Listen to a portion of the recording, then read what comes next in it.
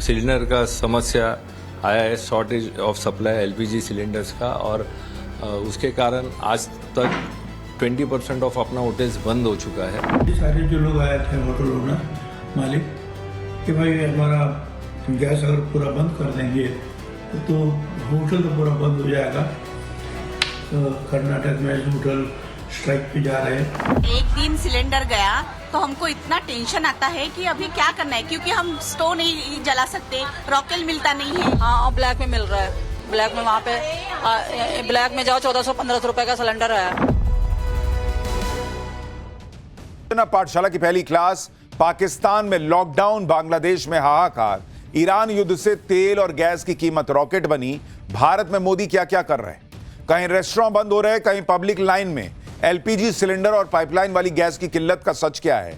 Petrol की कीमत बढ़ने वाली है क्या? पीएम मोदी की मीटिंग में क्या बड़ा फैसला हो रहा है? भारत में इस पर क्या पॉलिटिक्स हो रही है? भारत के लिए क्या संकट खड़ा हो गया ईरान अमेरिका युद्ध को लेकर? सबसे पहले इसका चैप्टर देखिए। जिस दिन ईरान का अमेरिका के साथ ये युद्ध शुरू हुआ था, हमने पाठशाला में डे 1 आपसे कहा था कि ये युद्ध कोई जीते कोई हारे, पूरी दुनिया को ऐसे चपेटे में ले लेगा कि युद्ध लड़ रहे हैं वो, बर्बाद होंगे हम। जो युद्ध नहीं लड़ रहे हैं ना, उनके लिए बड़ी चुनौती आ जाएगी। और हमने आपसे डे 1 कहा था, आज सबसे बड़ी चुनौती दुनिया के सामने आकर खड़ी हो गई। तेल और गैस की सप्लाई कैसे सुनिश्चित की जाए, क्योंकि बिना तेल गैस के दुनिया में कुछ नहीं चल सकता बॉस। खाना किस चीज पे बनाइएगा? ऑफिस काहे से जाइएगा? ऑफिस तो चलिए पैदल भी चले जाइएगा, पेट में क्या डालिएगा अगर सिलेंडर नहीं होगा, ईंधन नहीं होगा? ईरान अमेरिका युद्ध के 10 दिन में ही ऐसी नौबत आ गई कि पाकिस्तान बांग्लादेश जैसे देश लड़खड़ा गए। भाई, पाकिस्तान में तो लॉकडाउन लग गया है, पाकिस्तान पैनिक मोड में चला गया है, स्कूल कॉलेज बंद कर दिए हैं, ऑफिस में वर्क फ्रॉम होम कर दिया है, अफसरों और नेताओं की सैलरी में कटौती कर दी है। उधर बांग्लादेश में यूनिवर्सिटी कॉलेजेस बंद हो गए। पाकिस्तान बांग्लादेश में तो ऐसे हाल हो गया, लेकिन भारत में प्रधानमंत्री मोदी क्या कर रहे हैं? भारत में क्या हालात हैं? क्योंकि हमारे यहां कई जगहों पर होटल रेस्टोरेंट वाले एलपीजी सिलेंडर की किल्लत की बात कर रहे हैं। कमर्शियल सिलेंडर के बाद घरेलू एलपीजी सिलेंडर की भी चर्चा होने लगी है। इसका सच क्या है? इस दिक्कत से निपटने के लिए सरकार कौन से एक्शन मोड में काम कर रही है? सरकार ने जरूरी सेवाओं और वस्तुओं को कंट्रोल करने वाला कौन सा एक्शन लिया है? गैस सिलेंडर को लेकर आम लोगों को दिक्कत ना हो, इसके लिए कौन से 4 लेयर का प्लान बना है? गैस सिलेंडर की किल्लत को लेकर सरकार क्या क्या कर रही है? मंत्रियों ने क्या कहा है, या मंत्रियों से पीएम मोदी ने क्या कहा है? ग्राउंड जीरो पर क्या हालात हैं? सच ज्यादा है, किल्लत है, पैनिक ज्यादा है, क्या है? आज आपको सब बताऊंगा। साथ ही पेट्रोल की कीमत बढ़ेगी नहीं बढ़ेगी, भारत में विपक्ष क्या कह रहा है? इस पूरे हंगामे का पॉलिटिक्स का चैप्टर खोलूं, लेकिन उससे पहले एक झलक देखिए।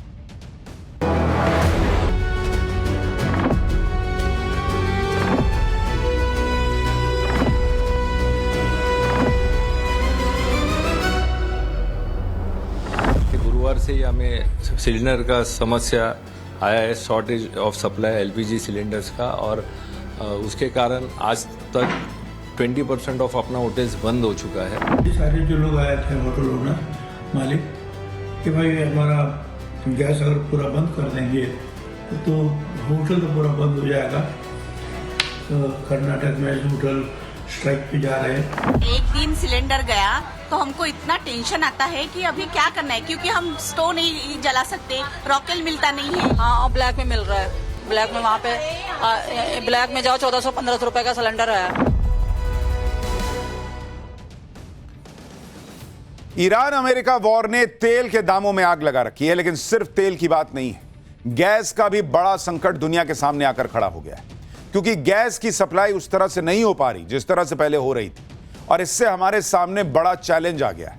इस चैलेंज से पीएम मोदी कैसे निपट रहे हैं, सरकार क्या कर रही है, यह सब आपको आगे बताऊंगा। पहले आप वो तस्वीरें देख लीजिए जो देश के अलग अलग हिस्सों से आ रही है। ईरान युद्ध को 10 दिन हो चुके हैं।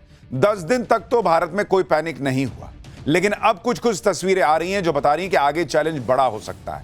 अगर यह युद्ध ऐसे ही खिंचता रहा तो यह चैलेंज बढ़ जाएगा बॉस।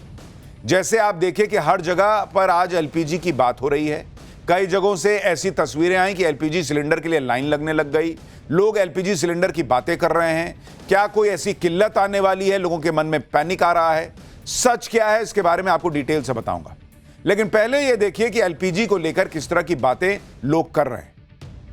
ये तो परिस्थितियाँ ऐसी हैं जो एलपीजी के रिडक्शन हो रही है, प्राइसेस बढ़ रहे हैं, और जो सरकार पूरी तरह जिस तरह एनर्जी को लेके जो सीरियसनेस दिखानी चाहिए थी वो नहीं दिखा पा रही है। और जहाँ अमेरिका के कहने पे ये सरकार चल रही है, अमेरिका कहेगा इनसे तेल लीजिए तो आप लेंगे, अमेरिका कहेगा कि आप इनसे तेल नहीं लीजिए, इस देश से तेल लीजिए तो उस देश से लेंगे। तो ये कुल मिला के जिस तरह की विडम्बना इस पूरे देश के सामने है और जिस तरह की इनसिक्योरिटी देश सामना कर रहा है, ये केवल और केवल भारतीय जनता पार्टी की वजह। कई बार ऐसा हुआ है कि राहुल जी ने कुछ कहा और वो सच निकला। कई बार ऐसा हुआ है कि राहुल जी ने कुछ कहा और वो सच निकला।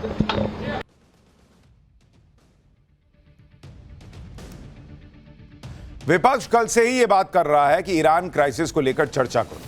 आज विपक्ष को सरकार के खिलाफ ये और बारूद मिल गया, क्योंकि कई जगहों पर होटल और रेस्टोरेंट वालों ने दावा करना शुरू कर दिया कि उनके पास कमर्शियल एलपीजी सिलेंडर की बहुत कमी हो गई है, और फिर कमर्शियल एलपीजी सिलेंडर को उनको पर्याप्त सप्लाई नहीं मिल पा रही, ये भी वो कर रहे हैं।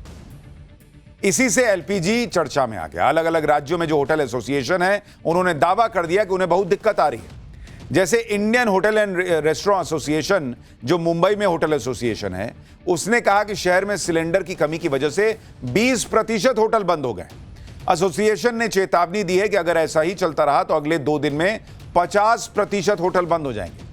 बेंगलुरु होटल्स एसोसिएशन का कहना है कि अगर सिलेंडर की सप्लाई बाधित होगी तो पूरे शहर में होटल बंद करने पड़ जाएंगे। इसी तरह कोलकाता में national restaurants association of India ने कहा कि अगर ऐसा चला तो आगे बहुत दिक्कत हो जाएगी।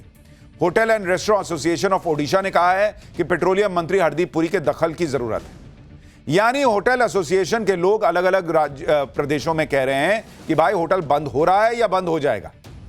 और होटल बंद होना सिर्फ बाहर से खाना नहीं खा पाइएगा का मसला नहीं है। कईयों का रोजगार चलता है, कईयों की नौकरी चलती है, कईयों की जिंदगी चलती है उससे। तो होटल बंद होगा तो होटल मालिक आपको बैठा के थोड़ी पैसा देता रहेगा कि नहीं कोई बात नहीं। मुंबई में कुछ होटल वालों से हमने बात की, वो क्या कह रहे हैं, होटल एसोसिएशन वाले क्या कह रहे हैं, एक बार उसको सुनिए आप। बहुत ही कठिन परिस्थिति है कि मेरी होटल मालूम नहीं, मुझे 4 से 6 घंटे में बंद करना पड़ेगा या 2 घंटे में बंद करना पड़ेगा। लास्ट जो आधा सिलेंडर बचा है, अभी हम ऑल प्रिकॉशंस लेते हैं कि मिड टू ऑर्डर बंद करो और जो बना के रख सकते हैं वही उसी को भेज दो। ये हम कोशिश कर रहे हैं कि ज्यादा टाइम हमारी होटल चालू रहे। गुरुवार से ही हमें सिलेंडर का समस्या आया है, shortage of supply LPG cylinders का, और उसके कारण आज तक 20% ऑफ अपना होटल्स बंद हो चुका है। और आने वाले दिनों में अगर ये समस्या बढ़ेगा तो और भारी पैमाने में इसका इफेक्ट हमें नजर आएगा। हमारे जो टोटल महाराष्ट्र का बात किए तो 4 लाख होटल्स है, उनमें डायरेक्ट असर पड़ रहा है और ये दिन भर दिन उनका असर बढ़ते भी जा रहा है। अगर सरकार कुछ जल्द से जल्द कुछ राहत नहीं देगी, यानी हमें कुछ सॉल्यूशन नहीं देगी, तो इसका भयंकर परिणाम हो सकता है। मेजॉरिटी ऑफ द होटल्स जल्द से जल्द क्लोज होने का परिस्थिति पे है। यानी होटल के मालिक कह रहे हैं कि उनको परेशानी आ रही है, होटल बंद होने शुरू हो गए। और भाई जब उनके पास सिलेंडर नहीं होगा, वो कह रहे हैं हम खाना किस चीज पे बना के खिलाएंगे।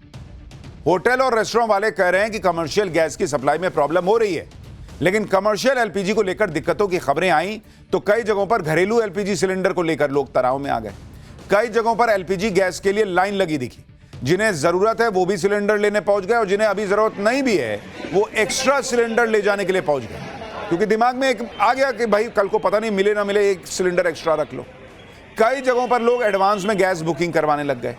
जब इस तरह की खबरें चलती हैं तो लोगों को टेंशन होने लगती है कि आगे क्या होगा। इसी में मारामारी मचने लगती है। हर कोई चाहता है कि भाई एक एक्स्ट्रा सिलेंडर तो घर में रखें जिससे क्राइसिस में कोई दिक्कत ना हो। जबकि तेल कंपनियों से लेकर सरकार लगातार कह रही कि एलपीजी की सप्लाई में कोई कमी नहीं आने दी जाएगी। फिर भी अचानक ऐसा माहौल बनने लगा है कि जैसे आगे कुछ मिलेगा ही नहीं। आप एलपीजी एसोसिएशन वालों को सुनिए, वो कह रहे हैं कि ऐसा कोई पैनिक करने की जरूरत ही नहीं है, एकदम से भगदड़ मचा दी जाए ऐसी कोई स्थिति नहीं है। क्या जियोपॉलिटिकल सिचुएशन को देखते हुए स्वाभाविक है, हर व्यक्ति चाहेगा कि अपना जो खाली सिलेंडर रखा हुआ है उसे भी भरवा लिया जाए, पर ऑयल कंपनीज का साफ कहना है कि एलपीजी की आपूर्ति में कोई कमी नहीं आने दी जाएगी, घरेलू उपभोक्ताओं को परेशान नहीं होने दिया जाएगा। कमर्शियल सिलेंडर की सप्लाई को लेकर कई जगह प्रॉब्लम है, जिसका दावा होटल वाले रेस्टोरेंट वाले कर रहे हैं। लेकिन घरेलू एलपीजी सिलेंडर को लेकर ऐसी कोई नौबत नहीं आए। मुंबई में घर घर सिलेंडर की डिलीवरी करने वाले खुद क्या बता रहे हैं वो भी देखिए। घर के कस्टमर को कुछ प्रॉब्लम नहीं हो रहे जी। मतलब जो आ रहे हैं वो घर पे देने के लिए बोल रहे, बराबर आ रहे हैं। ओके। थोड़ा लेट मिल रहे, मतलब 4-5 दिन का ऐसा पेंडिंग है। था उसका तो आज तो आया ही नहीं है, कल थोड़ा बहुत आया था, मतलब जिधर 200 लगता था उधर 100 ही आ रहा था कल। अच्छा। तो अभी मतलब कम होते जा रहे हैं, आज कुछ आया ही नहीं। यानी लोग अलग अलग तरह की बातें कह रहे हैं। एलपीजी सिलेंडर की सप्लाई को लेकर जो भी दिक्कतें आ रही हैं उसे लेकर ऐसा नहीं कि कोई इस पर ध्यान नहीं दे रहा। आप देखिए कि आज ही होटल और रेस्टोरेंट एसोसिएशन ने शिकायत की। उधर इस दिक्कत को दूर करने के लिए सरकार ने एक पैनल बना दिया। ऑयल मार्केटिंग कंपनीज के 3 एग्जीक्यूटिव डायरेक्टर्स को पैनल में रखा गया है। यह पैनल रेस्टोरेंट, होटल और बाकी इंडस्ट्री में जो नॉन डोमेस्टिक सेक्टर के हैं उसमें एलपीजी की सप्लाई के मुद्दे को देखने के लिए बनाया गया है। सरकार के सूत्रों के मुताबिक अगर कमर्शियल सिलेंडर को लेकर किसी की जेन्युइन रिक्वायरमेंट है तो यह पैनल सप्लाई को रीप्रायोरिटाइज करेगा। ऑयल मार्केटिंग कंपनियां अलग अलग रेस्टोरेंट एसोसिएशन से बात करेंगी ताकि उनकी समस्या को समझा जा सके। कई लोग ऐसे भी होते हैं जो क्राइसिस में अपना फायदा देखने लगते हैं, जमाखोरी करने लगते हैं, काला बाजारी करने लगते हैं। गैस सिलेंडर को लेकर ऐसा कुछ ना हो, इसके लिए भी मोदी सरकार ने बड़ा फैसला लिया। सरकार ने एसेंशियल कमोडिटीज एक्ट लागू कर दिया है। यह वो कानून है जिसका इस्तेमाल सरकार जरूरी वस्तुओं के उत्पादन, वितरण और सप्लाई को कंट्रोल में करने के लिए करती है। यह कानून सुनिश्चित करता है कि कालाबाजारी और जमाखोरी को रोककर उचित कीमतों पर जरूरी चीजें उपलब्ध होती रहें और इसके तहत सरकार स्टॉक की सीमा तय कर सकती है। इस एक्ट को लागू करने के साथ ही सरकार ने बता दिया कि देश में जो प्राकृतिक गैस सीमित मात्रा में बनता है वो प्राथमिकता के आधार पर पहले किसे मिलेगा। मतलब अगर कोई जमाखोरी करेगा तो उसको कड़ी सजा हो सकती है। जहां तक गैस सप्लाई की बात है तो सरकार ने गैस की सप्लाई को 4 कैटेगरी में बांट दिया और यह तय करने का प्रयास कर रही है कि पहले गैस किसको मिले। प्राथमिकता के आधार पर 4 कैटेगरी बनी है। पहली कैटेगरी है सीएनजी यानी compressed natural gas, PNG piped cooking gas, जो आपके घर में पाइप से गैस आती है ना वो। अब नोटिफिकेशन जारी करके इसमें एलपीजी को भी जोड़ दिया गया है कि ये भाई पहली प्रायोरिटी पे ये 3 रहेंगे, सीएनजी, पीएनजी और एलपीजी। ये सुनिश्चित किया जाएगा कि पिछले 6 महीने की खपत के आधार पर ये तीनों गैस की सप्लाई 100% हो। रिफाइनरीज और पेट्रोकेमिकल प्लांट नेचुरल गैस का इस्तेमाल पेट्रोकेमिकल प्रोडक्ट या दूसरे औद्योगिक कामों के लिए नहीं कर सकेंगे, बल्कि प्राथमिकता के आधार पर इन्हें पहले सीएनजी, पीएनजी और एलपीजी पर ध्यान देना होगा। उसके बाद नेचुरल गैस की सप्लाई दूसरे सेक्टर में हो सकती है। इसमें दूसरी कैटेगरी में खाद बनाने वाली फैक्ट्रियों को करीब 70% गैस दी जाएगी। बस उन्हें यह साबित करना होगा कि गैस का इस्तेमाल खाद बनाने में ही हुआ है। तीसरी कैटेगरी रखी गई है, इसमें चाय उद्योग, मैन्युफैक्चरिंग सेक्टर, बाकी इंडस्ट्रियल कंज्यूमर्स आते हैं जिन्हें पिछले 6 महीने की खपत के हिसाब से 80% गैस दी जाएगी। और चौथी कैटेगरी रखी गई है शहरों के गैस नेटवर्क से जुड़े छोटे कारखानों, होटल और रेस्टोरेंट को भी उनकी पुरानी खपत के हिसाब से लगभग 80% गैस दी जाएगी।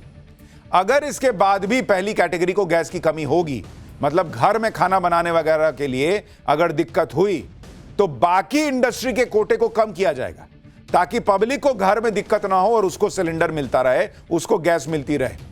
इसके लिए पेट्रोकेमिकल प्लांट्स, पावर यूनिट्स और हाई प्राइस्ड गैस कंज्यूमर्स को होने वाली सप्लाई पर कैंची चलेगी। ईरान वॉर से जो चैलेंज आया है उससे निपटने के लिए पीएम मोदी खुद भी लगातार लगे हुए हैं। नरेंद्र मोदी लगातार पश्चिमी एशिया के मुद्दे पर मीटिंग्स कर रहे हैं। आज लगातार दूसरे दिन विदेश मंत्री ने पीएम मोदी से मुलाकात की है। पेट्रोलियम मंत्री हरदीप पुरी ने भी पीएम मोदी से मुलाकात की। पीएम मोदी का मैसेज साफ है कि मिडिल ईस्ट क्राइसिस का आम आदमी पर कोई असर नहीं पड़ने देना है। पीएम मोदी ने सभी मंत्रियों को इसके लिए निर्देश भी दिया है। देखिए, यह पूरी दुनिया का क्राइसिस है, ऐसा नहीं कि अकेले से भारत पर आ गया है। कौन इससे कैसे लड़ पाएगा, यही चुनौती है। और नरेंद्र मोदी पूरा प्रयास कर रहे हैं कि भाई एक तरह से तैयारी रखो कि किसी को दिक्कत ना आनी दी जाए। लेकिन अगर यह युद्ध लंबा चला तो ये दिक्कत नहीं आएगी, इसको कोई गारंटी से नहीं कह सकता बॉस। नरेंद्र मोदी का सबसे ज्यादा जोर घरों में एलपीजी सप्लाई को सुनिश्चित करने पर है कि आम आदमी पर कोई असर ना आए। और इसकी बड़ी वजह है क्योंकि भारत में आज की डेट में एलपीजी से ही करोड़ों घरों में खाना बनता है, क्योंकि नरेंद्र मोदी के आने के बाद एलपीजी सिलेंडर जो है वो घर घर में पहुंचने लगा। तो अब भाई पहुंच तो गया, अब उस वक्त देते वक्त थोड़ी आदमी सोचे रहता है कि इतना क्राइसिस आएगा। तो देश में अगर आप देखेंगे जो एलपीजी कनेक्शन है वो आज की डेट में कहा जा रहा है कि ऑलमोस्ट 33 करोड़ है, 33 करोड़, यानी मान के चलिए आप कि 33 करोड़ परिवार हो गए। और अगर एक परिवार में पति पत्नी और बच्चा भी खाली रख लीजिए, 3 लोग भी रख लीजिए, 33 करोड़ परिवार, तो ऑलमोस्ट 100 करोड़ के आसपास का मामला पहुंच जाता है। इसीलिए सरकार एलपीजी पे फोकस की भी है, क्योंकि ये ऑलमोस्ट 33 करोड़ कनेक्शन मतलब 100 करोड़ लोगों की बात है। एलपीजी की सालाना खपत जो है, सालाना खपत जो है वो एलपीजी की देश के अंदर वो है 31.3 मिलियन टन, ये सालाना खपत है। और इसमें घरेलू खपत जो है, जो आप घर में इस्तेमाल करते हैं, घरेलू खपत वो ऑलमोस्ट 87% है बॉस, 87%। और कमर्शियल यूज जिसमें रेस्टोरेंट, होटल वगैरह सब शामिल है, वो 13% आता है। तो इसीलिए एलपीजी की सप्लाई सुनिश्चित हो, ये बहुत जरूरी है देश के अंदर। और इसीलिए नरेंद्र मोदी पूरा जोर लगा रहे हैं कि किसी भी तरीके से एलपीजी का कनेक्शन जो है ना, एलपीजी की सप्लाई जो है वो सुनिश्चित रहे। हालांकि कुछ राज्यों में अब पाइपलाइन के जरिए भी रसोई गैस आती है और उससे खाना बनता है, इसलिए पीएनजी यानी पाइप्ड कुकिंग गैस को भी प्राथमिकता में रखा गया है। केंद्रीय पेट्रोलियम मंत्री हरदीप पुरी ने आज यह भरोसा दिया कि घरेलू उपभोक्ताओं के लिए किसी तरह की कमी नहीं है, घबराने की जरूरत नहीं है। आम लोगों को एलपीजी सिलेंडर की कोई कमी ना हो और पैनिक में लोग सिलेंडर खरीदने की हड़बड़ी ना करने लग जाएं, इसके लिए सरकार ने कुछ कदम भी उठाए।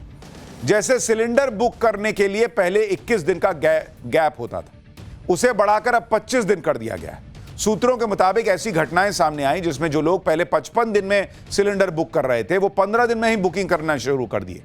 आमतौर पर एक घर में 14 किलो वाले 6 से 7 सिलेंडर की सालाना खपत होती है और औसतन सिलेंडर रिफिल की जरूरत 55 से 60 दिनों में पड़ती है। तेल और गैस, ये दो चीजें ऐसी हैं जिसके बिना आज की डेट में कुछ नहीं चल सकता। तेल का तो अलग खेल है, लेकिन आप गैस का गणित भी समझिए। पहली बात तो भारत में हर दिन 190 million metric standard cubic metres gas consume होती है। इसमें से 50% के करीब नेचुरल गैस इंपोर्ट होती है, बाकी घरेलू प्रोडक्शन है। और भारत में नेचुरल गैस की जो खपत होती है वो कहां कहां होती है वो भी आप देख लीजिए। इस 190 मिलियन में से सबसे बड़ा कंज्यूमर है फर्टिलाइजर सेक्टर, 58 यूनिट उधर जाती है। दूसरा बड़ा कंज्यूमर है पावर जनरेशन का, 25 यूनिट उधर चली गई।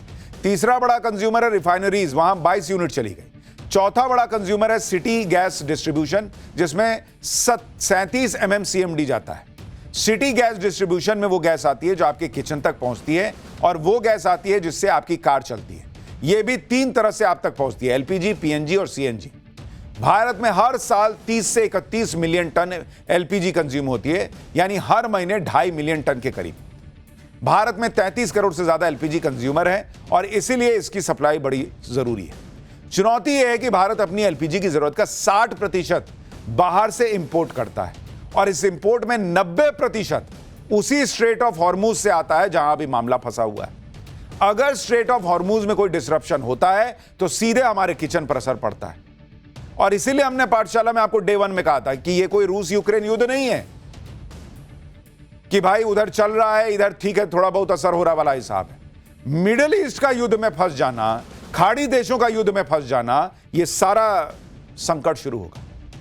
और वही हो गया, क्योंकि स्ट्रेट ऑफ हॉर्मूज ईरान युद्ध के बाद 10 दिन से बंद है और इसके खुलने के आसार भी नहीं दिख रहे, क्योंकि युद्ध खत्म होता है दिख नहीं रहा। बात सिर्फ एलपीजी की नहीं, आप पीएनजी, सीएनजी को भी देख लीजिए। पीएनजी सीधे आपके घर से पाइपलाइन के जरिए पहुंचती है। आईजीएल, एमजीएल, गुजरात गैस जैसी कंपनियां पीएनजी सप्लाई करती है। यह आपके घर के अलावा रेस्टोरेंट, होटल में भी सप्लाई होती है। होटल, रेस्टोरेंट, हॉस्पिटल, फैक्ट्रीज, कई जगहों पर पीएनजी सप्लाई होती है। इसी तरह से सीएनजी से कार, बस, ऑटो, टैक्सी सब चलते हैं। सीएनजी की अपनी अलग बड़ी खपत है, और आज की डेट में पॉल्यूशन कम करने के लिए कई बसेस सीएनजी से चलती हैं, टैक्सी सीएनजी से चलती है। अगर ये गैस का संकट खत्म नहीं हुआ तो घर के सिलेंडर से लेकर पाइप में जो गैस आती है से लेकर आपकी बस, टैक्सी, सब पर असर पड़ेगा बॉस। भारत की गैस जरूरतों को देखें तो यह बहुत बड़ी जरूरत है और बहुत कॉम्प्लेक्स है, और यह ग्लोबल सप्लाई चेन से सीधी जुड़ी हुई है। ईरान युद्ध जब शुरू हुआ था और तेल गैस की सप्लाई पर संकट आने की चर्चा होने लगी थी, तो इसमें भारत के लिए बड़ा चैलेंज इसलिए था क्योंकि नेचुरल गैस की भारत को जितनी जरूरत है वो जरूरत काफी हद तक उस मिडिल ईस्ट पर निर्भर है जहां युद्ध चल रहा है। भारत अपने लिक्विफाइड नेचुरल गैस यानी एलएनजी के इंपोर्ट के लिए 5 देशों पर सबसे ज्यादा निर्भर है। भारत के एलएनजी इंपोर्ट का 83% सिर्फ 5 देशों से आता है, यानी इसकी सप्लाई में उस तरह का डाइवर्सिफिकेशन नहीं है जैसा कच्चे तेल को लेकर। दूसरी दिक्कत यह है कि भारत एलएनजी इंपोर्ट के लिए वेस्ट एशिया पर ज्यादा निर्भर है। जैसे 18% एलएनजी इंपोर्ट कतर से होता है, 11% ओमान से होता है, जबकि ऑस्ट्रेलिया दुनिया का सबसे बड़ा एलएनजी एक्सपोर्टर है, लेकिन भारत उससे मात्र 0.1% इंपोर्ट कर पाता है। दावा है कि भारत के पास करीब 3 हफ्तों का रिजर्व है, लेकिन अगर यह युद्ध लंबा चला तो 3 हफ्ते के रिजर्व से क्या ही होगा बॉस। ईरान युद्ध के बीच सरकार ने अपनी तैयारियां भी तेज की हैं, क्योंकि युद्ध से तेल गैस की सप्लाई पर असर पड़ना तय था। आज जब एलपीजी सिलेंडर को लेकर इतनी चर्चा हो रही है तो सरकार के सूत्रों का दावा है कि ऑयल रिफाइनरी में एलपीजी का प्रोडक्शन 10% बढ़ गया है। सरकार का कहना है कि भारत की स्थिति कई देशों से बहुत अच्छी है। सरकार के सूत्रों के मुताबिक सप्लाई को सही रखने के लिए और जमाखोरी को रोकने के लिए एसेंशियल कमोडिटीज एक्ट लगाना पड़ा है। देश की एनर्जी जरूरतों को पूरा करने के लिए सरकार कई देशों के संपर्क में है। सरकार के सूत्रों के मुताबिक पहले क्राइसिस था, लेकिन अब इसे सुलझा लिया गया है। मौजूदा हालात से निपटने के लिए तैयारी अच्छी है, किसी तरह का क्राइसिस नहीं है। सभी रिफाइनरी 100% क्षमता से काम कर रही हैं। देश के पास पर्याप्त मात्रा में एनर्जी सोर्स मौजूद है। लोगों को सोशल मीडिया में फैली फर्जी जानकारी के झांसे में नहीं आना चाहिए। घरेलू सप्लाई बनी रहे, यह सरकार की प्राथमिकता है। यानी सरकार यह मैसेज दे रही है कि सब कंट्रोल में है, पैनिक में मत आइए। लेकिन सवाल यह है कि यह कितने दिन कंट्रोल में रहेगा, क्योंकि जब उधर से तेल ही नहीं आएगा तो गैस कहां से लाइएगा। नेचुरल गैस को लेकर चर्चा के बीच यह भी बातें हो रही हैं कि क्या पेट्रोल डीजल के मामले में भी ऐसे ही होगा। पेट्रोल डीजल को लेकर सरकार के सूत्र पहले ही कह चुके हैं कि देश में किसी भी पंप पर पेट्रोल और डीजल की कमी की कोई समस्या नहीं है, स्टॉक काफी है। सरकार का दावा है कि उसके पास पर्याप्त मात्रा में फ्यूल रिजर्व है और सप्लाई के अरेंजमेंट है, और शायद यही वजह है कि सरकार ने अभी तक रिफाइंड ऑयल के एक्सपोर्ट पर रोक लगाने जैसा कोई फैसला नहीं लिया है। भारत में तो पेट्रोल डीजल के दाम कंट्रोल में हैं फिलहाल। सप्लाई की कोई दिक्कत ऐसी दिख नहीं रही है। दाम बढ़ने की बात है, लेकिन अभी बढ़ी नहीं है। इतने बड़े क्राइसिस में कुछ जगहों पर भले ही प्रॉब्लम हो, लेकिन ओवरऑल पैनिक वाली स्थिति नहीं। लेकिन आप अपने पड़ोस में देख लीजिए, 10 दिन में ही पाकिस्तान और बांग्लादेश जैसे देशों की टांगें कांपने लग गई।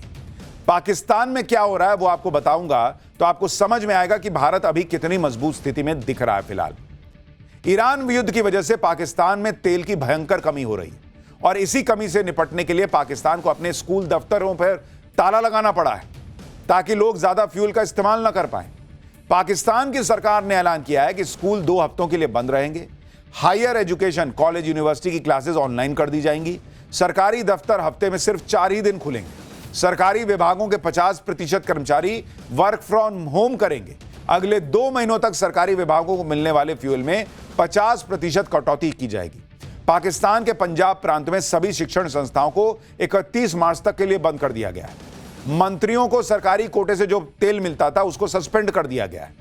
मंत्रियों के काफिले में जो सिक्योरिटी वाहन चलते हैं उस पर रोक लगा दी गई है। सरकार ने सभी आउटडोर इवेंट्स को बंद कर दिया है। इसके अलावा पाकिस्तान में पेट्रोल और डीजल के दाम बढ़ा दिए गए हैं। पेट्रोल की कीमत में 55 पाकिस्तानी रुपए प्रति लीटर का इजाफा हो गया है, जो पाकिस्तान के इतिहास में सबसे बड़ा इजाफा है।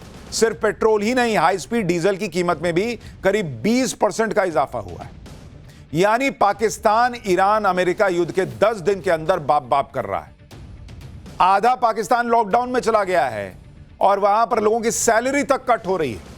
आप इससे अंदाजा लगाइए कि यह कितनी गंभीर समस्या है जिससे भारत अभी तक बचा हुआ है। पाकिस्तान के साथ साथ बांग्लादेश में भी पैनिक है बॉस। बांग्लादेश में भी यूनिवर्सिटीज कॉलेजेस बंद करने पड़े। बांग्लादेश को थोड़ी राहत तब मिली जब भारत ने उसे हजारों टन डीजल की सप्लाई की। भारत ने बांग्लादेश को 5000 टन डीजल की सप्लाई भेजी है। भारत ने यह सप्लाई बांग्लादेश के साथ हुए एक समझौते के तहत भेजी है। इस समझौते के मुताबिक भारत बांग्लादेश को हर साल 1,80,000 टन डीजल की आपूर्ति करेगा। इसी तरह कई देश पैनिक में हैं। साउथ कोरिया, थाईलैंड, सब जगह फ्यूल प्राइस पर कैपिंग लगा दी गई है। थाईलैंड के पीएम ने लोगों से अपील की है कि तेल खरीदिए लेकिन जमाखोरी मत कीजिए। वियतनाम ने कहा है कि फ्यूल इंपोर्ट पर टैक्स को कुछ दिनों के लिए हटा देगा। फिलीपींस ने 4 दिन वर्किंग डे का ऐलान किया है जिससे तेल की खपत कम हो। अलग अलग देशों में क्राइसिस की शुरुआत हो चुकी है। यह क्राइसिस और बढ़ सकता है क्योंकि स्ट्रेट ऑफ हॉर्मुज को लेकर ईरान ने धमकी दी है कि 1 लीटर भी यहां से गुजरने नहीं देंगे। यानी यह मामला बहुत गंभीर है। आज की डेट में भारत इससे लड़ रहा है और हम भारतीय के तौर पर बचे हुए हैं। लेकिन मनाइए कि यह युद्ध खत्म हो जाए, क्योंकि बहुत लंबा चल गया तो कोई नहीं बच पाएगा।